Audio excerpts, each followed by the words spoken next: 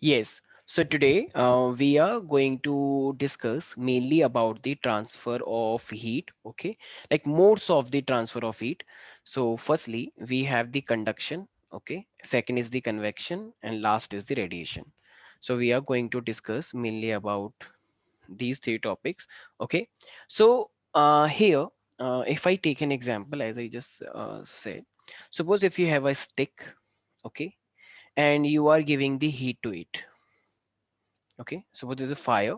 Okay, so when you are giving heat to this part, so finally after 5 minutes, when you touch this part, so this part would also be quite hot, right?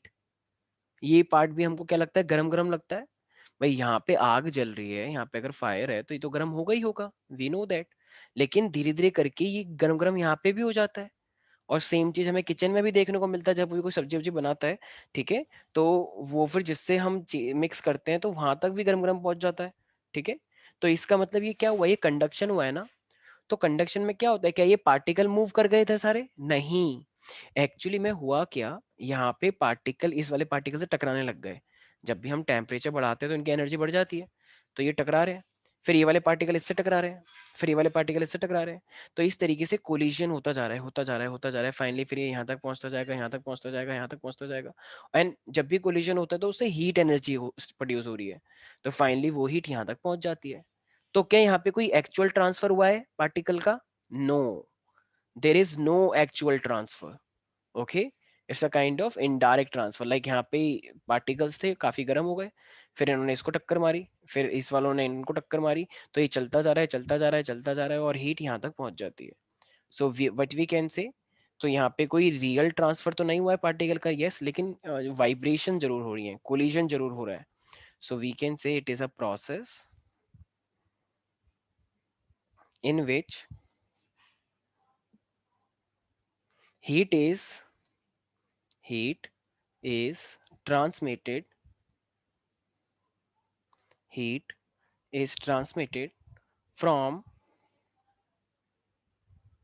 one part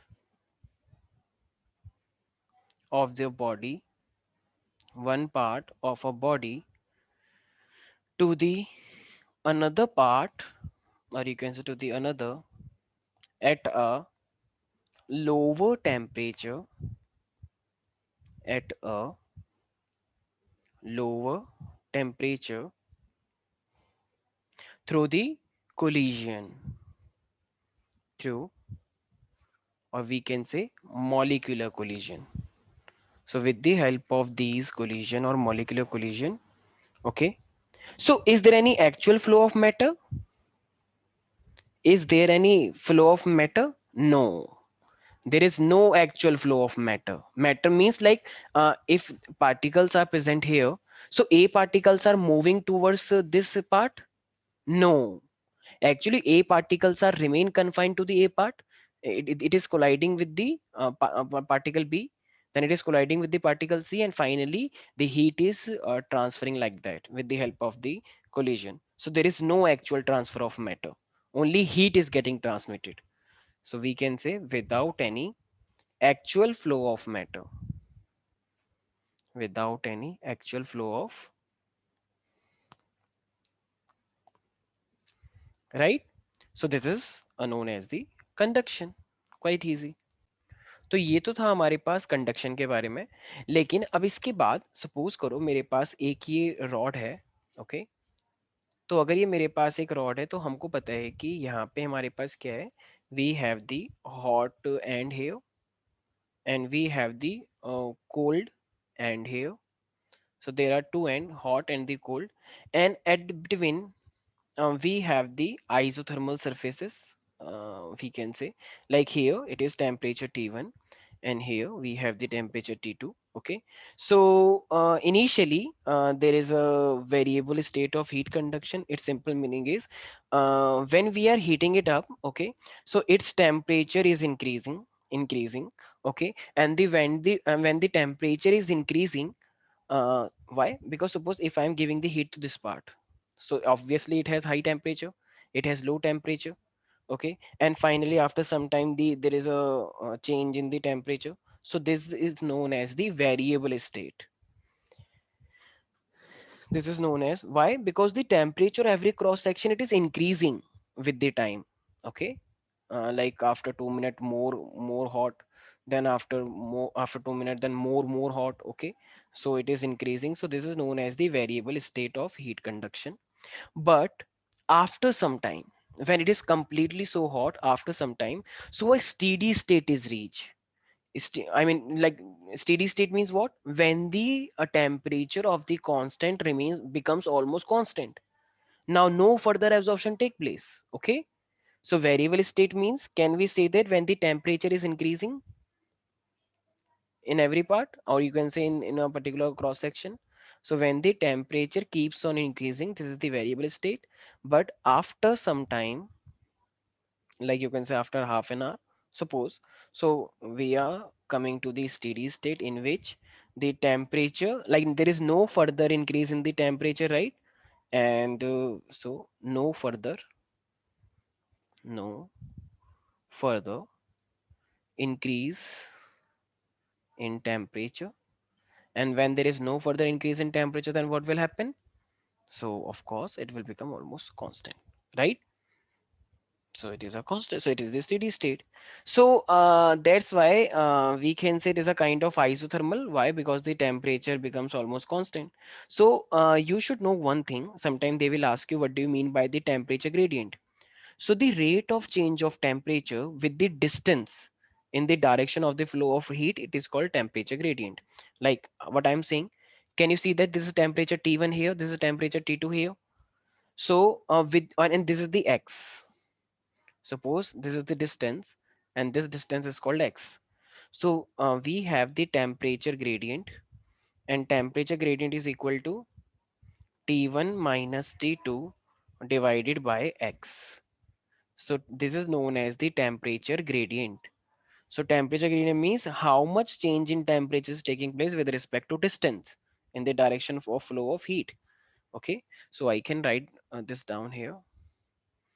Just give me 1 minute. So I am writing it here. So the rate of change of temperature, the rate of change of temperature with distance, with distance in the direction of flow of heat. So this is called temperature gradient.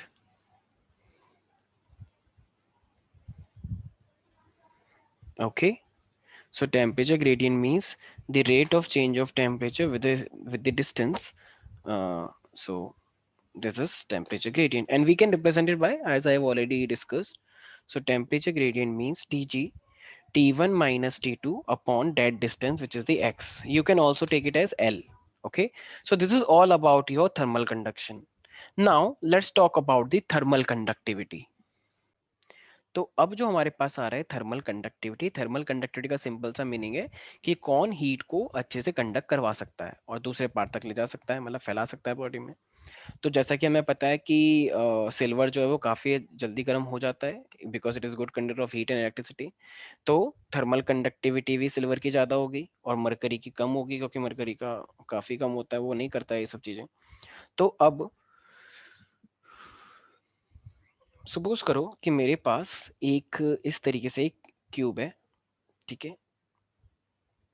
तो अब अगर ये मेरे पास एक cube है, suppose,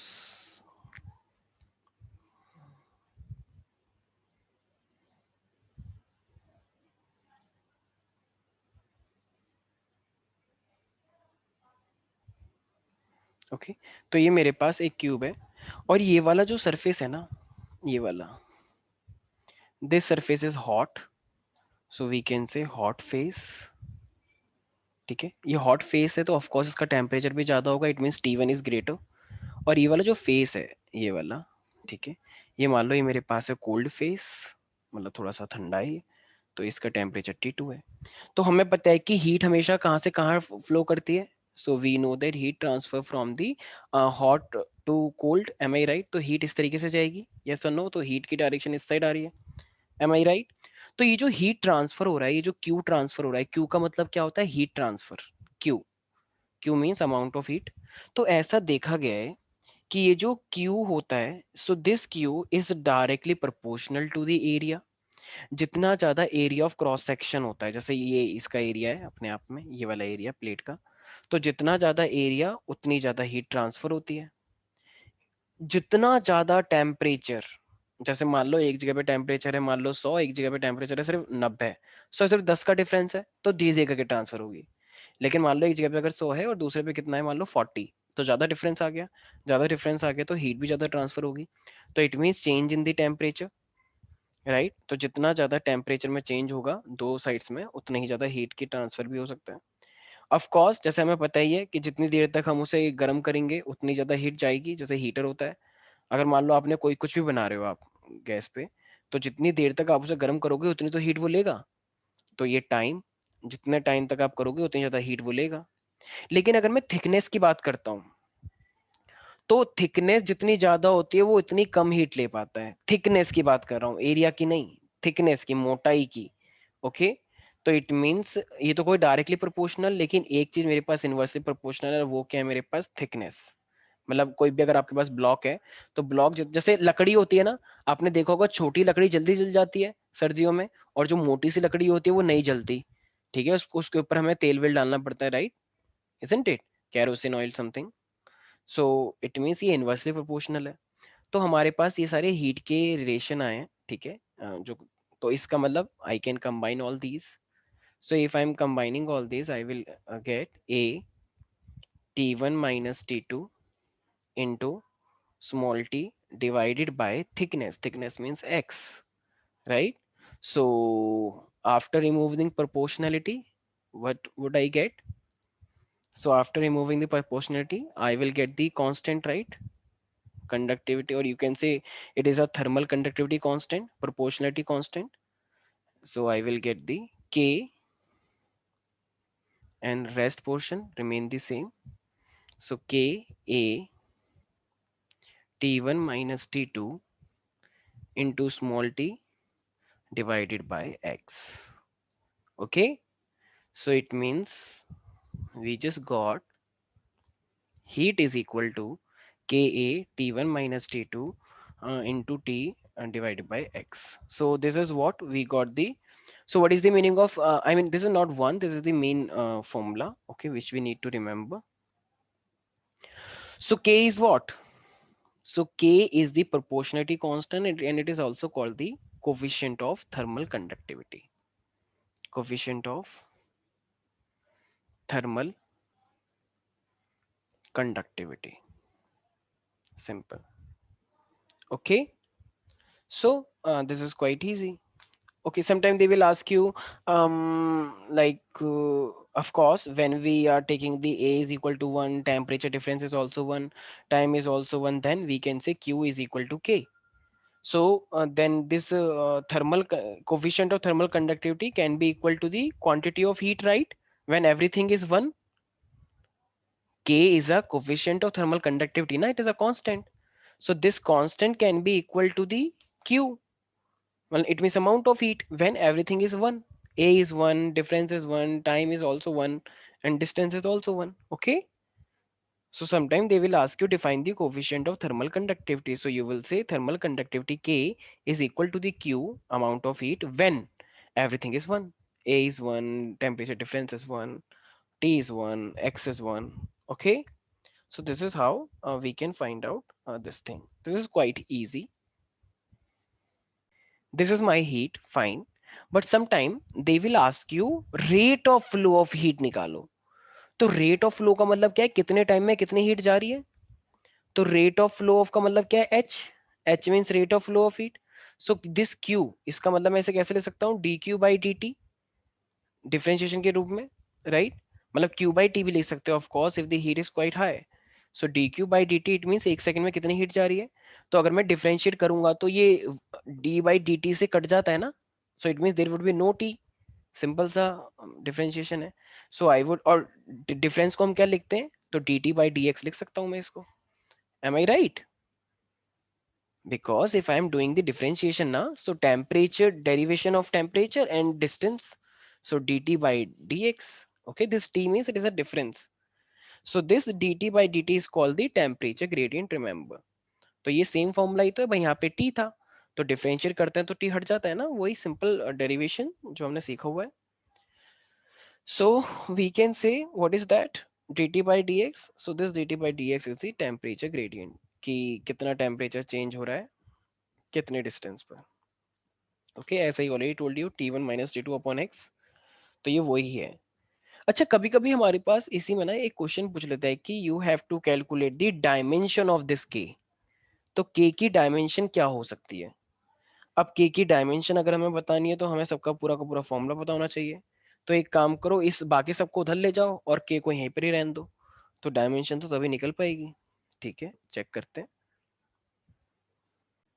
देखो, of course k हमारे पास constant है, लेकिन कांस्टेंट की भी डायमेंशन होती है, रिमेंबर दैट. तो अब मुझे अगर k की निकालने है, तो बाकी सबको उधर ले जाओ. तो ये x इधर आ जाएगा, q into x divided by a into ये हो जाएगा टेम्परेचर T1 माइनस T2, और ये हो जाएगा मेरे पास small t, it is equal to k, right.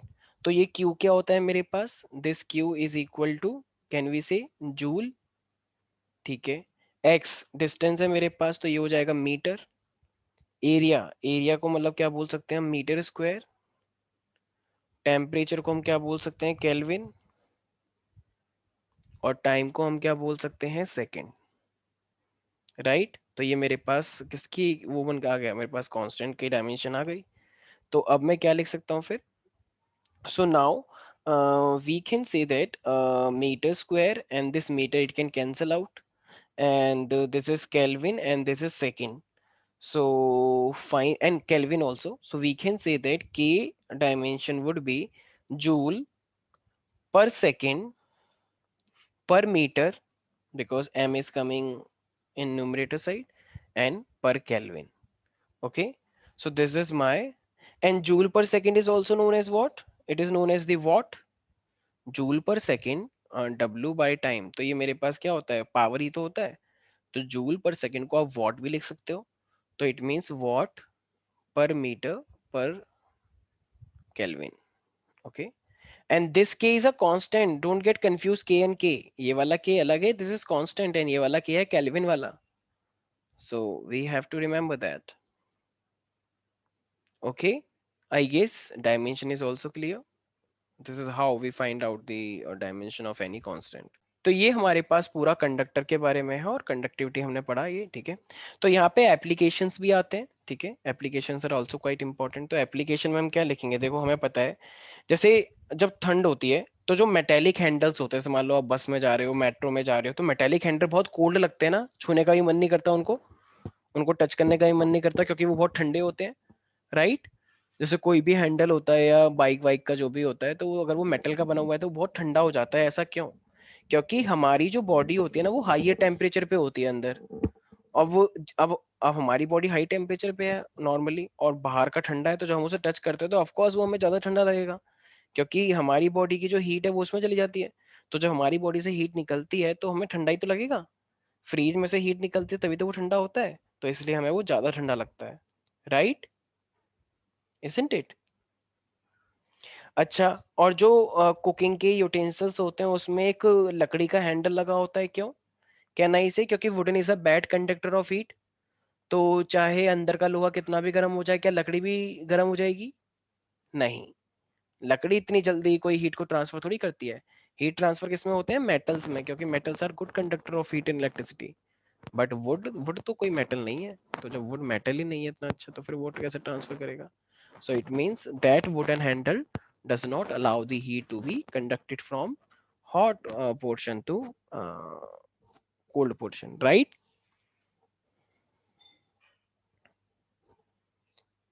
Now we have the जैसे कि हमें पता है कि जो बर्ड्स होती हैं वो विंटर में अपने फेदर्स को थोड़ा सा फुला लेती हैं. ऐसा क्यों, बर्ड्स जो होती हैं वो विंटर में अपने पंखों को फैला के रखती हैं, ऐसा उनको ऐसा करने से क्या मिलता है, देखो ऐसा इसलिए होता है क्योंकि जैसे हम कपड़े पहनते हैं सर्दियों में, बहुत ही मोटे मोटे जर्सियां पहनते हैं, राइट। हम कोट पहनते हैं, बड़े बड़े, मतलब बहुत सारी चीजें पहनते हैं हम। क्यों? क्योंकि हम दो चार चीजें पहनते हैं ना, तो जो बीच वाली जो एयर होती है ना, so air is a bad conductor of heat. तो air is a bad conductor, I mean sorry, हम बोल सकते हैं कि अगर बीच में एयर है तो वो इंसुलेशन प्रोवाइड करती है, ठीक है। तो एयर को तो चलो मैं बोल सकता हूँ बैड कंडक्टर और a poor conductor of heat, ठीक है। तो इसका मतलब वो एयर भी तो हमको बचा रही है। अगर आप दो कपड़े पहन लेते हो एक साथ, तो वो दो कपड़े जो होते हैं, तो वो दो कपड़े पहनने से क्या होता है, दो कपड़े तो आपको बचाएंगे ही, लेकिन दो कपड़ों के बीच में जो एयर होती है वो भी तो इंसुलेशन प्रोवाइड करती है। तो इसलिए हमको ओवरऑल क्या होता है, तो ओवरऑल हमको इसी चीज का फायदा होता है कि ठंड नहीं लगेगी, वो हमको बचाती है बाहर की ठंड से।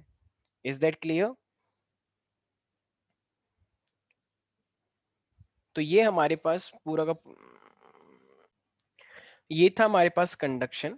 अब अगर मैं नेक्स्ट लेता हूं जिसका हम बोलते हैं कन्वेक्शन, ओके। तो अगर अब मैं लेता हूं नेक्स्ट टॉपिक जो कि है मेरे पास कन्वेक्शन के बारे में। तो देखो जैसा कि हमने कंडक्शन में पढ़ा, कंडक्शन में एक्चुअली में कोई पार्टिकल नहीं जा रहे थे, पार्टिकल बस कोलिजन करके हीट को पहुंचा रहे थे। जैसे मान लो एक क्लास में बच्चे बैठे हैं बहुत सारे, अब आपको ए से लेकर बी तक कोई फाइल देनी है।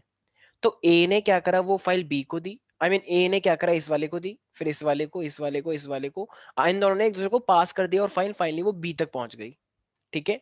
तो ये तो था कंडक्शन, ऐसे ट्रांसफर करना फाइल को, खुद नहीं जाना, बस हीट को ट्रांसफर करना। अब जो आ रहा है क्या होगा, अब ए खुद जाएगा किसके पास, बी के पास, और वो फाइल देकर आएगा। तो इसका मतलब अब तो एक्चुअली में ए खुद मूव कर रहा है ना, अब उसकी पूरी बॉडी मूव कर रही है ना। अब सिर्फ फाइल मूव कर रही है या फिर पूरी बॉडी मूव कर रही है, पूरी बॉडी मूव कर रही है। तो इसका मतलब कन्वेक्शन में क्या होता है कि पूरा पार्टिकल ही मूव कर रहा है। जैसे हम जो पानी गर्म करते हैं, मान लो जैसे मान लो सर्दियों में हम ही गैस के ऊपर पानी गर्म कर रहे हैं, तो क्या होता है, पानी जब हम गर्म कर रहे होते हैं, तो जो नीचे का गर्म पानी होता है वो ऊपर आ जाता है, राइट, और फिर ठंडा पानी नीचे चले जाता है। कभी हाथ डाल के देखना, अगर आप 5 मिनट पानी गर्म करते हो तो आपको नीचे का पानी ठंडा दिखाई देता है और ऊपर ऊपर का पानी गर्म। ऐसा क्यों होता है, जैसे मान लो कभी कभी हम नहाने के लिए भी जाते हैं, ठीक है। तो जब हम जैसे कोई भी हमारे पास वेसल है, ठीक है, या बाल्टी टाइप से है, तो जब हम पानी भरते हैं उसमें गर्म, तो ऊपर ऊपर का पानी तो गर्म होता है लेकिन नीचे का पानी ठंडा रह जाता है। क्यों? क्योंकि इसमें चेंज हो रहा है, इंटरचेंज हो रहा है। तो उसमें कोई कोलिजन नहीं हो रहा है, इसमें खुद पार्टिकल मूव करता है हाई से लो में, ठीक है। तो कंडक्शन और कन्वेक्शन में यही फर्क है, कंडक्शन में कोलिजन करके पहुंचाता है वो, और कन्वेक्शन कन्वेक्शन में पार्टिकल खुद मूव करता है। So process by which heat flows heat flows from the region of from the regions of higher temperature higher temperature to the region of high temperature to the region of lower temperature, okay, by what, by the by actual movement of material particles material particles, okay. तो जब कोई भी particle खुद जाके move होता रहता है, ठीक है, अब कोई कोलिजन कोलिजन भी हो सकता है लेकिन मेन यहाँ पे खुद वो मूव कर रहा है, तो इस तरीके से कन्वेक्शन चलता रहता है। जैसे मान लो हम कोई भी चीज को गर्म कर रहे हैं, मान लो वेसल के अंदर ही, ठीक है। मान लो ये मेरे पास वेसल है ऐसा, ठीक है, और इसमें मैंने पानी भरा हुआ है, और अब मैं पानी को हीट अप कर रहा हूँ, ठीक है। तो जब मैं पानी को हीट अप करूंगा, मैं इसको हीट दे रहा हूँ, तो क्या होगा, तो ये पानी के अंदर मॉलिक्यूल क्या करेंगे, आपस में शिफ्ट करते रहेंगे, ठीक है। तो फिर क्या होगा इसके अंदर, तो वो पानी आपस में नीचे नीचे वाला गर्म हो जाएगा, राइट, तो वो ऊपर जाता रहेगा ऐसे, ठीक है, और वो ऐसे इंटरचेंज होता रहेगा। तो आपस में इस तरीके से इंटरचेंज होता रहेगा और फाइनली वो पूरा मिक्स होता रहेगा, ठीक है, तो यहाँ पे कोई कोलिजन नहीं है कि नीचे वाला नीचे ही रहेगा, नहीं, नीचे वाला पानी ऊपर आता रहेगा और ऊपर वाला पानी नीचे जाता रहेगा, इस तरीके से मूवमेंट होती रहती है। तो ये पूरी तरीके से जो मैटर ट्रांसफर हो रहा है पूरा अपनी लोकेशन से, तो हमारे पास डेंसिटी को देख के भी होता है, क्योंकि ठंडा पानी नीचे रहता है उसकी डेंसिटी ज्यादा होती है, और गर्म पानी की कम होता है डेंसिटी, तो वो ऊपर जाता रहता है। तो इस तरीके से चेंज होता है, तो ये अपने आप में एक नेचुरल कन्वेक्शन भी कहलाता है। तो अगर मैं नेचुरल कन्वेक्शन की बात करता हूँ, तो what do you mean by the natural convection? तो इसमें डेंसिटी की वजह से जो हैवी वाला होगा वो नीचे आता रहेगा, और फिर जब वो गर्म होगा फिर वो ऊपर आता रहेगा। तो नेचुरल कन्वेक्शन क्या होता है? If the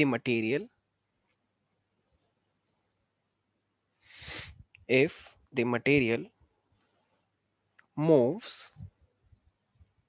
due to difference in their densities, due to difference in their density,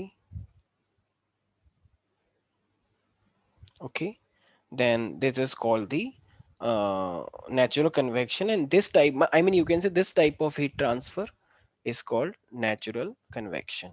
Okay, this type of heat transfer. So I guess it is quite easy. तो अब यहाँ पे एप्लीकेशन बहुत है इसका थर्मल कन्वेक्शन का भी। जैसे हमारी बॉडी है, देखो हमारा जो हार्ट है वो हमारे ब्लड को पंप करता रहता है पूरे डिफरेंट पार्ट्स ऑफ बॉडी में, राइट? तो हमारी पूरी बॉडी का टेम्परेचर अलग है या ऑलमोस्ट कांस्टेंट है? ऑफ कोर्स ऑलमोस्ट कांस्टेंट है, राइट? तो हमारी बॉडी के टेम्परेचर को मेंटेन करने के लिए तो कन्वेक्शन हो रहा है। क्यों? क्योंकि ब्लड एक्चुअल में मूव कर रहा है या ब्लड सिर्फ ऑक्सीजन को मूव करवा रहा है? ब्लड हमारी बॉडी में एक्चुअल में मूव कर रहा है ना, वो लिक्विड खुद जा रहा है पूरी बॉडी में, वहां से हीट ला रहा है और या फिर वहां से हीट को देकर आ रहा है। तो इस तरीके से वो हमारी पूरी बॉडी में हीट को मेंटेन करता है, हमारी बॉडी के टेम्परेचर को कांस्टेंट रखता है। तो कन्वेक्शन हमारे ब्लड में भी होता है, ताकि क्या हमारी पूरी बॉडी का टेम्परेचर कांस्टेंट है? ऑफ कोर्स है। इसी कन्वेक्शन का यूज करके भी ना, जो कंट्रीज बहुत ही ज्यादा ठंडी होती हैं, बहुत ज्यादा ठंडी होती हैं, ठीक है, तो वहां पे भी हम अपने रूम को कांस्टेंट रख पाते हैं। ठीक है, तो जैसे कोई भी एक कोल्ड कंट्री है मान लो, तो सर्दियों में मान लो क्या होता है, तो जो आउटसाइड का टेम्परेचर होता है वो 0 से कम होता है, राइट? और जो रूम का टेम्परेचर होता है हमें बेसिकली हमें मतलब मेंटेन करना होता है 20 डिग्री पे, हम कर लेते हैं उसे। कैसे? देखो, जो हमारी अंदर की हवा है, ठीक है, ग्लास विंडो के आसपास, तो जो अंदर की हवा है वो क्या होती है? तो it is quite cooler than the 20 degree Celsius, क्योंकि ग्लास की जो होगी वो थोड़ा थोड़ा ठंडा फील कर रही होगी, तो वो थोड़ी सी 20 डिग्री से थोड़ी सी ठंडी होती है। लेकिन जो बाहर की जो बाहर की साइड की जो हवा है, तो बाहर की साइड की जो हवा है ना, तो अब हमारा रूम तो थोड़ा सा गर्म है, तो बाहर की थोड़ी सी क्या है, वो गर्म होगी बाहर के टेम्परेचर के मुकाबले। मतलब अगर ये मेरे पास एक ग्लास विंडो है, मान लो ये मेरा घर है, ये मेरा रूम है, तो यहाँ की जो गर्म हवा है, ठीक है, जो मेरे रूम में मेंटेन है, वो थोड़ी सी ठंडी हो रही होगी बाहर की वजह से, और जो बाहर की ठंडी हवा है वो थोड़ी सी गर्म हो रही होगी मेरे रूम की वजह से। ठीक है, तो ये जो हीट होती है ना, तो आपस में ये इस तरीके से ट्रांसफर होती रहती है। तो इसका मतलब तो होगा क्या, तो हीट कंटिन्यूअसली ट्रांसफर होगी रूम से बाहर की साइड, तो ठंडी ठंडी बाहर, और ये जो गरम गरम हवा आई थी, ये मेरे पास आई है गरम गरम हवा अंदर की साइड, टेम्परेचर डिफरेंस की वजह से।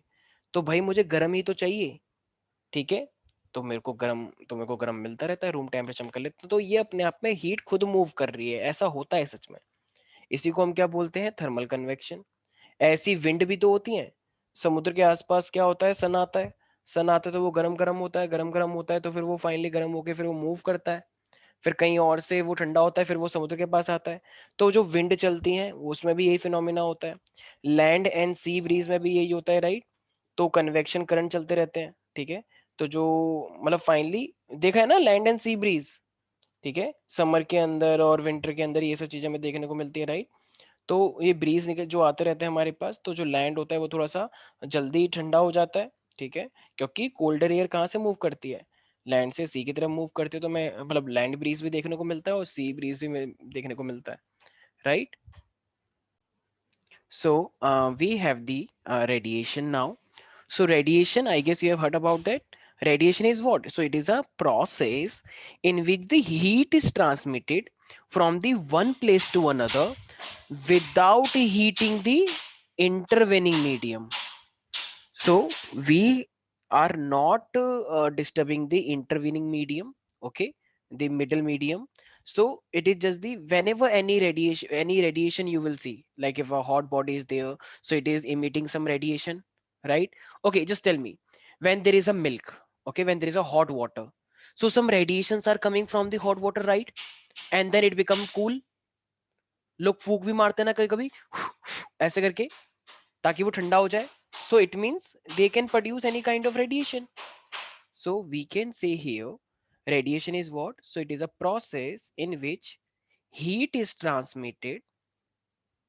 Of course, mostly heat transmitted from hot to cold. So heat is transmitted. It is about the gaseous, okay, from one place to one place to another without without heating without heating intervening medium intervening medium. Okay, so this is the radiation. तो अब ना यहाँ पे हमारे को याद रखनी है, जैसे जो हीट रेडिएट हो रही है per second, so actually it is depending upon the nature of the emitting surface. Nature of emitting surface, तो वो किस टाइप का बना हुआ है. It also depends upon the surface area, it also depends upon the temperature. So कोई भी heat कितनी रेडिएट हो रही है per second, so first it is depending upon the nature of the emitting surface.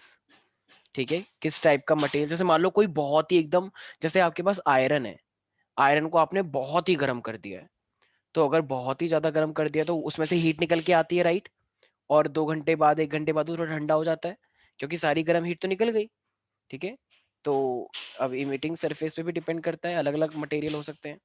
उसका सरफेस एरिया पे depend करता है. जैसे कुछ लोग क्या करते हैं, जैसे मान लो कोई भी आपके पास कोई भी चीज है, घर में कोई भी चीज बनी है, तो अगर आप उसे ग्लास में लोगे तो कम कम ठंडा होता है. लेकिन अगर आपने उसे एक प्लेट में ले लिया, प्लेट में, तो प्लेट में करने से जल्दी ठंडा होता है, राइट? क्योंकि सारी हीट निकल जाती है. तो इसलिए टेम्परेचर पे भी डिपेंड करता है, ऑफ कोर्स, राइट? लेकिन ये सराउंडिंग बॉडी से कभी अफेक्ट नहीं होता. आप किस इन्वायरमेंट में हो, किस सराउंडिंग में हो, उससे इसको कोई फर्क नहीं पड़ता. ठीक है, सो रिमेंबर दैट. तो सराउंडिंग चाहे कैसा भी हो, सराउंडिंग में हीट चली जाएगी. ठीक है, और ऑफ कोर्स जो राइज और फॉल होता है टेम्परेचर का, वो पूरा एक नेट रिजल्ट है. ठीक है, बॉडी और सराउंडिंग के हीट के एक्सचेंज में. सो जैसे ही आप कभी भी टेम्परेचर का राइज या फॉल करोगे, तो ऑफ कोर्स उससे एक्सचेंज ऑफ हीट होनी ही होनी है. ठीक है, हाई टू लो हम बोल सकते हैं. तो यही सब था हमारे पास बेसिकली रेडिएशन के बारे में. ठीक है, जैसे मान लो मेरे पास एक रेड हॉट आयरन है और बाहर का सराउंडिंग है, तो इसमें से रेडिएशन कब तक निकलती रहेगी, जब तक ये इक्वल ना हो जाए. यहाँ का टेम्परेचर और यहाँ का टेम्परेचर आपस में इक्वल नहीं हो जाता, जब तक ये हीट चलती रहेगी, right? I mean you can say radiation. So can we see the exchange of heat between the body and the surrounding continues till the thermal equilibrium is established between them, right? तो जब तक इनके बीच में equilibrium achieve नहीं हो जाता, ये जब तक चलता रहेगा हमारे पास, राइट? भाई रेडिएशन से क्या मीनिंग है? रेडिएशन से यही तो मीनिंग है कि जैसे हमारे पास इलेक्ट्रोमैग्नेटिक वेव्स होती है, तो वो इलेक्ट्रोमैग्नेटिक वेव्स में क्या होते हैं, इलेक्ट्रोमैग्नेटिक फील्ड होती है, तो वो भी तो हमारे पास काइंड ऑफ रेडिएशन जैसा ही है. Of course they are mutually perpendicular to each other.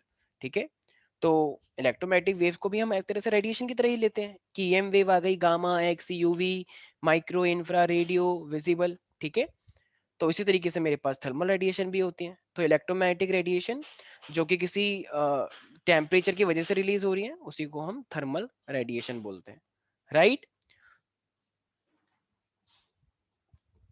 Okay, so I guess conduction, convection and radiation is completely clear to everybody. Rest of the portion we will take in our next class in next YouTube session. ठीक है, तो आज के लिए हम इतना ही करते हैं. ठीक है, आई होप किसी को भी कोई डाउट नहीं होगा. बाकी डाउट होगा तो मेरे को व्हाट्सएप करके पूछ सकते हैं. ठीक है, बाय बाय.